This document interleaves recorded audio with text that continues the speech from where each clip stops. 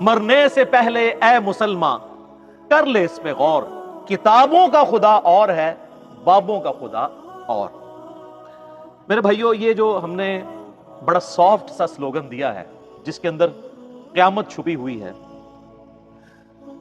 اس میں قطعاً یہ مقصد نہیں ہے کہ ہمارے جو آباء و اجداد تھے وہ کسی اور خدا کی پوجا کرتے تھے اور ہم کسی اور خدا کی کرتے ہیں۔ اس میں میسج یہ ہے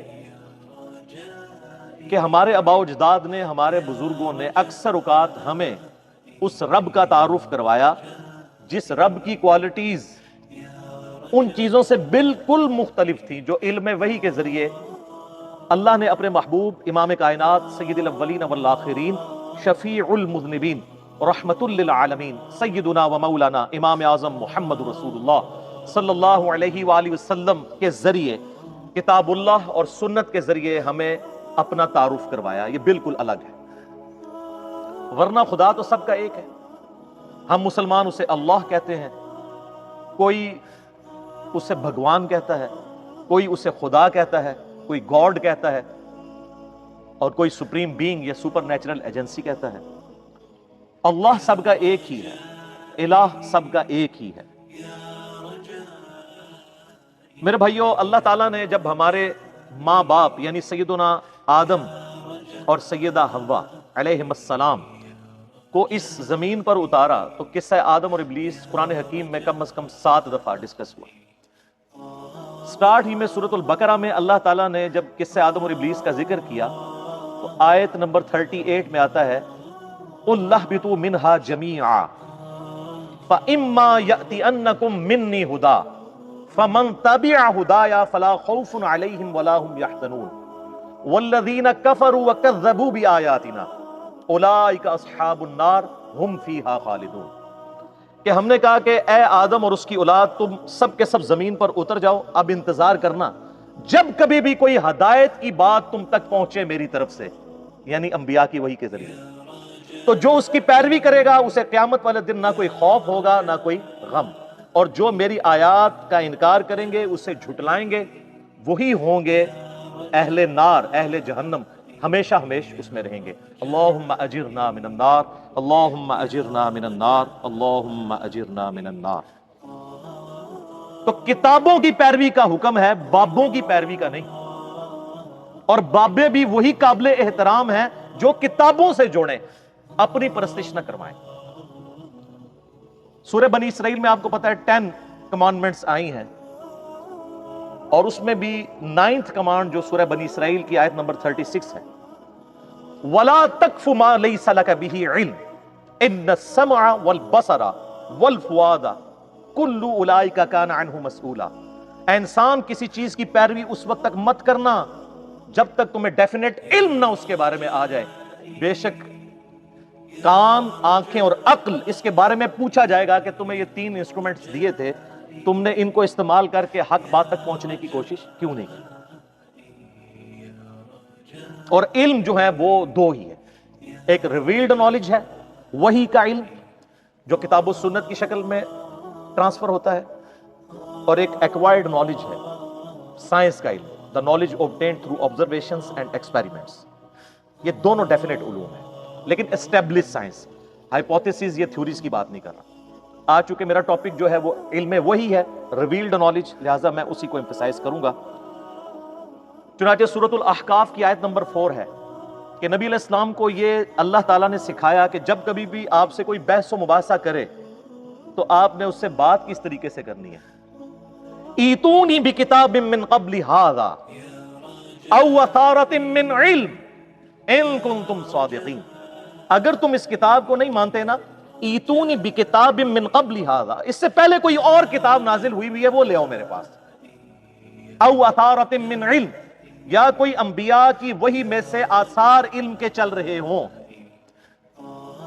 اگر تم سچے ہو تو ہمیں قرآن کیا کہتا ہے کہ بات کرنی ہے تو کتابوں سے اور انبیاء کے آثار یعنی سنت سے۔ تو سر پھر میں کیوں نہ کہوں، مرنے سے پہلے اے مسلمان کر لے اس پہ غور، کتابوں کا خدا اور ہے، بابوں کا خدا اور۔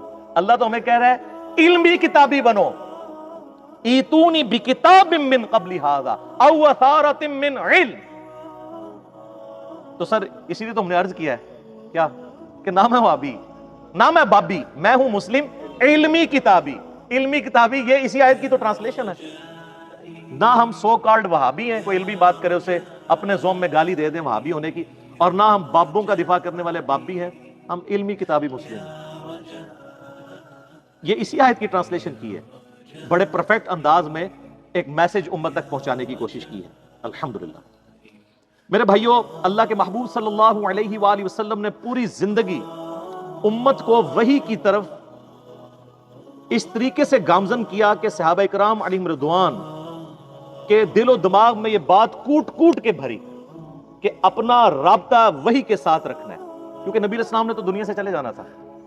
آپ علیہ السلام اپنے نائب کے طور پر علم وحی جو اللہ نے آپ کو دیا تھا کتاب و سنت کی فارم میں، وہ صحابہ کرام اور اہل بیت علیہم السلام اجمعین کے حوالے کر کے گئے۔ اس حوالے سے مجھے درجنوں احادیث فی البدی یاد ہیں۔ ٹاپ آف دا لسٹ وہ حدیث جو صحیح مسلم میں ہے، جو روایت کی ہے امام محمد باقر بن علی بن حسین بن علی علیہ السلام اجمعین، جو امام حسین علیہ السلام کے پوتے ہیں، اور انہوں نے روایت کی ہے جابر بن عبداللہ سے، اور ان سے آگے حدیث سنی ہے امام جعفر جو امام باقر کے بیٹے ہیں، انہوں نے، جو 148 ہجری میں فوت ہوئے اور باجزید 191 میں پیدا ہوئے۔ وہ کہتے ہیں دونوں جڑے ہوئے ہیں، یہ وہ والے امام جعفر۔ تو وہ کہانیوں میں امام جعفر ہے نا، یہ صحیح مسلم میں انٹرنیشنل نمبر کے مطابق 2005 نمبر حدیث ہے۔ جابر بن عبداللہ کہتے ہیں، اور اس کو نقل کیا امام باقر نے، ان سے امام جعفر نے، اور پھر دو واسطوں سے امام مسلم نے لیا، کہ نبی علیہ السلام جب کبھی بھی کوئی خطبہ دیتے، عید کا خطبہ، جمعے کا خطبہ، یا اس کے علاوہ کبھی بھی تقریر کرتے، تو آپ علیہ السلام یہ جملے ضرور بولا کرتے: اما بعد فإن خیر الحدیث کتاب اللہ وخیر الہدی ہدی محمد صلی اللہ علیہ وآلہ وسلم وشر الامور محدثاتها وکل محدثۃ بدعہ وکل بدعۃ ضلالہ وکل ضلالۃ فی النار۔ کچھ الفاظ اس میں سنن نسائی کے بھی ہیں، ابو داؤد کے بھی ہیں، ترمذی کے بھی ہیں۔ بہرحال مین جو پورشن ہے وہ صحیح مسلم کی یہ حدیث ہے۔ آگاہ ہو جاؤ اس کے بعد کہ سب سے بہترین کلام اللہ کی کتاب ہے، اور سب سے ہدایت یافتہ راستہ محمد صلی اللہ علیہ وآلہ وسلم کا ہے، اور بدترین کام وہ ہیں جو دین میں خود سے داخل کر دیے جائیں۔ اس طرح کے تمام کام گمراہیاں ہیں، اور یہ تمام گمراہیاں دوزخ میں لے جانے والی ہیں۔ اللہم اجرنا من النار۔ مرنے سے پہلے اے مسلمان کر لے اس پہ غور، کتابوں کا خدا اور ہے، بابوں کا خدا اور۔ پھر صحیح مسلم میں جو حجۃ الوداع کی حدیث ہے، انٹرنیشنل نمبر کے مطابق 2950 2950، وہ بھی جابر بن عبداللہ سے رضی اللہ تعالی عنہما، اور وہ بھی امام باقر علیہ السلام نے ہی روایت کی ہے۔ امام باقر ان کو ملنے کے لیے جاتے ہیں، نابینا ہو چکے ہوتے ہیں۔ جابر بن عبداللہ، ان کو پتہ چلتا ہے کہ میرے نبی کا بچہ آیا، تو وہ ان کے گریبان کے بٹن کھولتے ہیں، اپنا ہاتھ رکھتے ہیں، کہتے ہیں تو میرے نبی کا بیٹا ہے، تو مجھ سے جو چاہے پوچھ۔ تو کہتے ہیں کہ چچا جان مجھے بتائیے کہ نبی صلی اللہ علیہ وآلہ وسلم نے حج کیسے کیا تھا؟ تو سر وہ 8 صفوں کی حدیث ہے، حج کے ٹاپک پہ سب سے لمبی حدیث یہی ہے، اور مشکات میں حج والے چیپٹر میں آپ کو پہلی حدیث یہی ملے گی۔ اسے حدیث سے جابر کہتے ہیں، یہ امام باقر نے روایت کی ہے۔ اس میں الفاظ ہیں کہ نبی علیہ السلام نے ہمیں خطبہ دیتے ہوئے فرمایا تھا میدان عرفات میں کہ میں اپنے بعد تم میں وہ چیز چھوڑ کر جا رہا ہوں جسے مضبوطی سے پکڑ لوگے کبھی گمراہ نہیں ہوگے، اور وہ اللہ کی کتاب ہے۔ مسلم شریف میں صرف کتاب اللہ کا ذکر ہے، سنت بھی اسی میں داخل ہے، کیونکہ من یطع الرسول فقد اطاع اللہ، جس نے رسول اللہ کی اطاعت کی اس نے گویا اللہ کی اطاعت کی۔ البتہ مستدرک للحاکم میں ایک روایت ہے انٹرنیشنل نمبر کے مطابق 318، وہ عبداللہ ابن عباس سے، وہ کہتے ہیں کہ نبی علیہ السلام نے فرمایا تھا 2 چیزیں چھوڑ کر جا رہا ہوں، ایک اللہ کی کتاب ہے، اس کو مضبوطی سے پکڑ لینا، دوسرا تمہارے نبی صلی اللہ علیہ وآلہ وسلم کی سنت ہے، اسے مضبوطی سے پکڑ لینا، کبھی بھی گمراہ نہیں ہوگے۔ تو نبی علیہ السلام کیا کہہ رہے ہیں، بابوں کو پکڑنا یا کتابوں کو؟ تو سر پھر عرض کیوں نہ کریں کہ مرنے سے پہلے اے مسلمان کر لے اس پہ غور، کتابوں کا خدا اور ہے، بابوں کا خدا اور۔ کتابوں کے ساتھ جوڑ کے گئے۔ سر نبی علیہ السلام کے پاس تو وہ بابے تھے جو چھوڑے بھی جا سکتے تھے، صحابہ کرام، اہل بیت، خلفائے راشدین، سنن ابی داؤد میں، جامعہ ترمذی میں، سنن ابن ماجہ میں حدیث ہے، نبی علیہ السلام نے اپنی وفات سے چند دن پہلے ایک بڑا بلیغ خطبہ دیا، ہر آنکھ اشک بار تھی، گویا کہ آپ ہم سے رخصت ہو رہے تھے۔ آپ علیہ السلام کے بارے میں صحابہ کرام کہتے ہیں، تو آپ نے فرمایا میرے بعد جو کوئی بھی زندہ رہے گا بہت اختلاف دیکھے گا، اس وقت علیکم بسنتی وسنت الخلفاء الراشدین المہدیین، تم پر میری سنت اور میرے خلفائے راشدین ہدایت یافتہ کی سنت لازم ہے، ان کو اپنی دانتوں سے مضبوطی سے، اپنی داڑوں سے پکڑ لینا۔ خلفائے راشدین کی سنت کیوں؟ کہ نبی علیہ السلام کو کانفیڈنس تھا کہ یہ وہ بابے ہیں جو اپنی عبادت نہیں کروائیں گے بلکہ میری تعلیمات ہی تم تک پہنچائیں گے، اور پلس وہ اجماع امت کے ذریعے چل رہے ہوں گے، انڈیویجول کی رائے نہیں ہوگی، اور وہ قیامت تک کے لیے ہمارے لیے حجت۔ البتہ کوئی پرسنالٹی آپ نے اس حوالے سے نہیں چھوڑی کہ اس کو پکڑ لینا۔ کیوں؟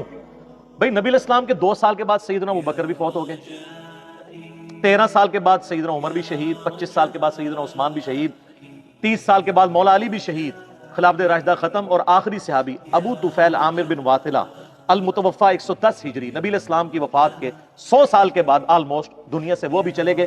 آج 1441 ہجری ہے، آخری صحابی کو فوت ہوئے ہوئے بھی 1331 سال ہو چکے ہیں۔ تو آپ کون سا ایسا بندہ چھوڑ کے جاتے ہیں جس کی عمر اتنی لمبی ہوتی؟ تو آپ نے ہمیں کتابوں کے حوالے کیا ہے، بابوں کے حوالے نہیں۔